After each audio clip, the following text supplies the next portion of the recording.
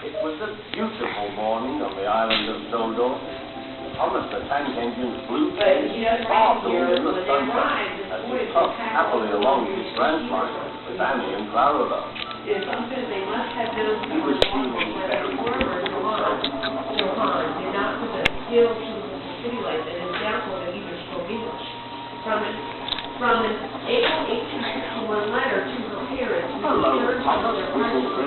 You look splendid. About their marriage and the Blue is the only proper color for an angel. and Oh, I don't know. I like my brown things.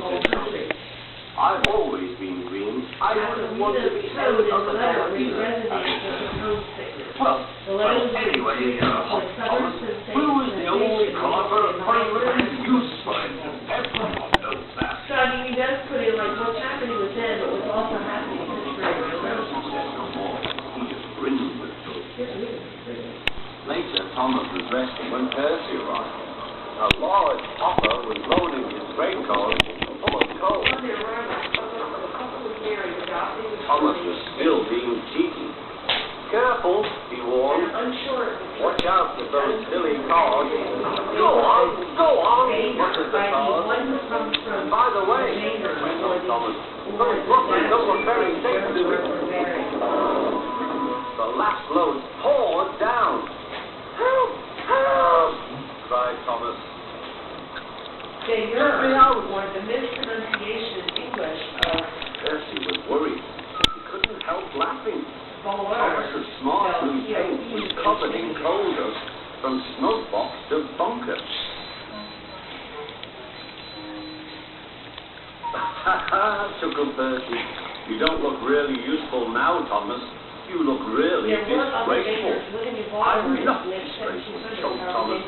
You did that on purpose. Get me out.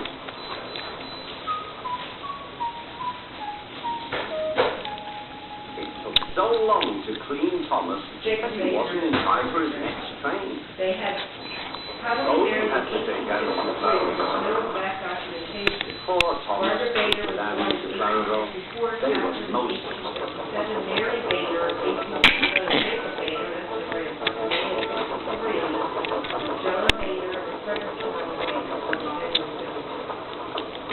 Thomas was grumpy in the shed that night. Toby thought it a great joke, but Percy was cross with Thomas for thinking he had made his paint dirty on purpose. Fancy a really useful blue engine like Thomas becoming a disgrace to the Topham Hatt Railway. Next day, Thomas was feeling more cheerful as he watched Percy bring his cars to the junction. The cars were heavy and Percy's tired. Johann lacked the skills that necessary to bring the job. Have a drink, said his driver. Then you'll feel better. The waterfall stood at the end of the siding with the unsafe buffers. Suddenly, Percy found that he couldn't stop. The buffers didn't stop him either. Oh, wailed Percy, help! The buffers were broken and Percy was wheel deep in coal. It was time for Thomas to leave. He had seen everything. Now Percy has learned his lesson too, chuckled to himself.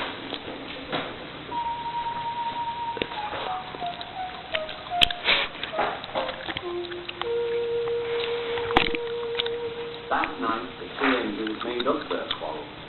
I didn't cause your accident on purpose, Thomas, whispered Percy. You do know that, don't you? Of course, replied Thomas. And I'm sorry I did. Your green paint looks splendid again, too. In future, we'll both be more careful of coal.